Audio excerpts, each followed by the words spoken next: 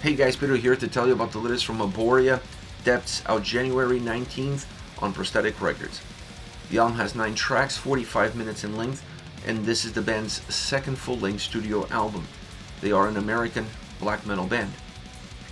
When I look at the design of this record, the design is intertwined with the overall sound experience, which is one that's very balanced and very linear. Where you get in the first song is going to be pretty much what you're going to get throughout the remainder of the album. Normally this could be a positive because you want that experience to be consistent. It's easy to digest a record, it's definitely easier to get into it. The downside of an album that it's this consistent and this balanced and that it starts to become slightly predictable. The best way to break out of that and make the record offer ebbs and flows, or at least the very least a chance to disconnect and reconnect with the album, is perhaps 2 interludes with a little bit more of an atmospheric presence, enhancing some of the darkness that this album has, but breaking away from the sound that the album consistently offers.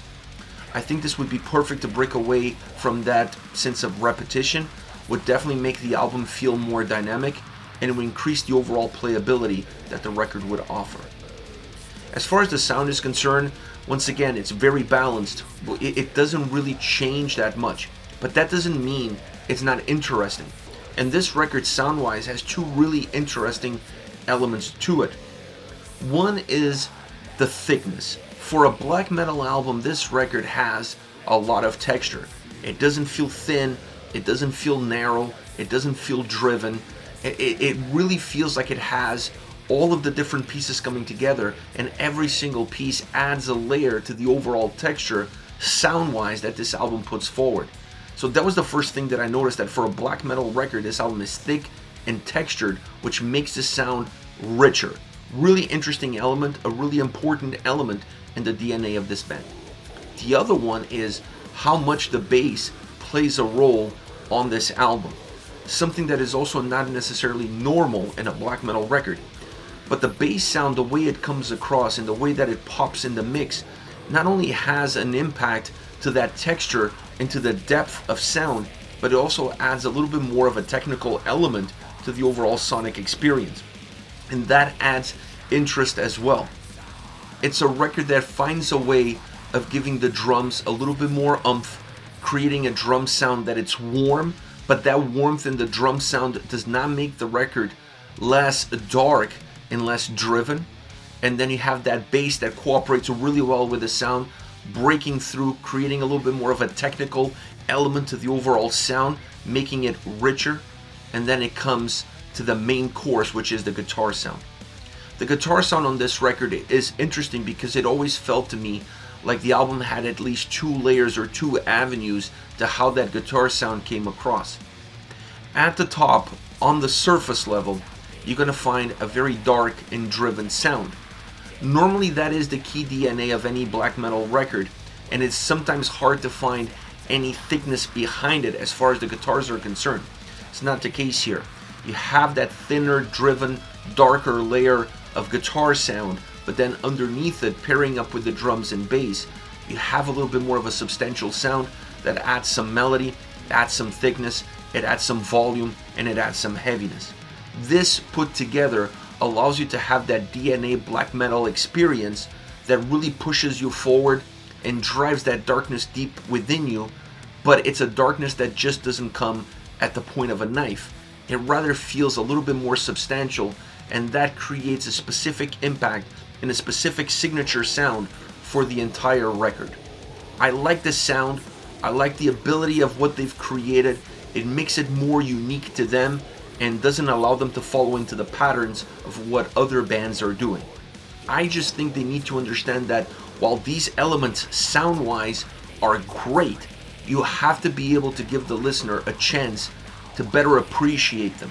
And changes within the sound and changes within the sound of certain songs would definitely allow these elements to come into the forefront, still be the DNA of the band, still be the fingerprint of the record, but be more noticeable because of the impact that difference would create to these similar characteristics that would be present on every single song. Adding to the darkness, you have the vocal performance, which is a little bit more dynamic than the sound itself. And that was interesting to me, but it was perhaps a little bit better delivered in terms of how made the songs feel more complete. Tracks that you don't see going too far off the beaten path, sometimes the vocals would do that. They would infuse a little bit of change in the tone and the delivery, perhaps a little bit more in the intensity.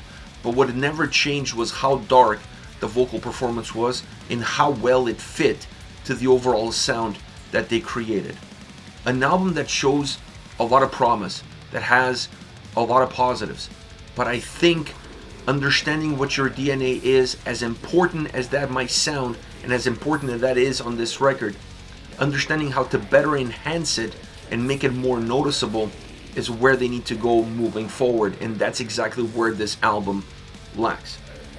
As far as favorite songs are concerned, I want to start off with The Well. This was the first single that they released, but it's definitely one of my favorite songs on the record. A mixture of dark and technical as far as this song is concerned. The guitars and bass combining really well, and then the drums complete that overall thick sound that the track puts forward. The drums also have the ability to break through that wall of sound with the cymbals, splashing them almost at the distance, creating movement within the drums and not allowing them to be static in one place. The bass obviously brings that technicality. It pops in and out, sometimes more noticeable, sometimes less, but it always feels like it's lingering around, and that is a key essence of the entire bass sound throughout the record, but really well defined in this song. The guitars offer that spark of darkness that the vocals then enhance it. Really nice song all around. The next one is They Hunt at Night.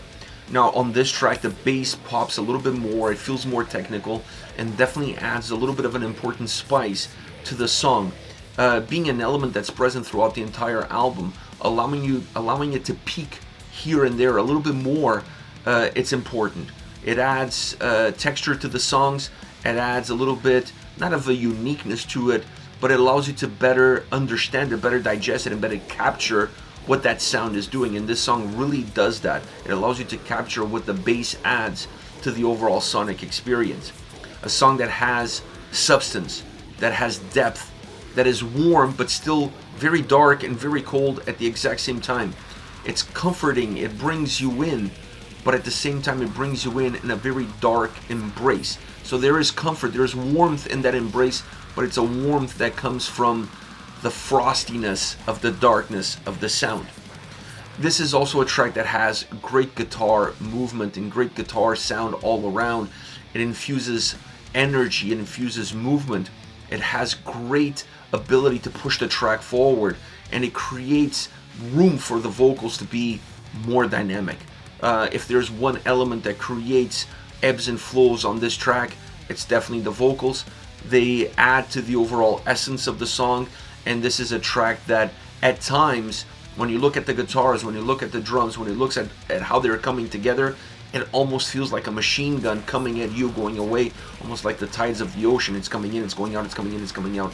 And that is another way of creating movement while still keeping everything very linear. Last but definitely not least, Ghost in the Smoke. This is a very intense song, both musically and vocally. It just feels like you're always on the brink of losing control. You're on the brink of chaos throughout this entire track. I don't think you ever completely cross the line between controlled chaos and actually chaos, but you walking that fine line from beginning to end. A very dynamic song from that perspective. Not that it's always moving up and down, up and down, up and down, but it feels dynamic because of that sense of being pushed to the brink and then being brought back, then pushed to the brink and then being brought back, allowing some more methodic pieces to intertwine with the more intensive nature of the sound, gives you some minor bleeps, minor bumps in the road that makes the song feel that when it moves even faster, and that's really important. Has a great solo, outstanding solo. Actually, this is an album all around that has great solos, adding energy, adding size to the way the songs come across, changing at times the overall mood of the song, stripping out the darkness of the tracks during the solos, and then re-infusing them back once the solos are done. It's a deconstructive way of constructing a song, and the solos do a lot of deconstruction on this record, and this track is a perfect example of that, allowing you to see not just the overall size of the song, but also enhancing the movement that the track puts together. This is it, Abhoria with Depths, out January 19 on Prosthetic Records. Let me know your thoughts on the band, on the singles. Use the comment section below. I'll be reading those and getting back to you. Take care, guys.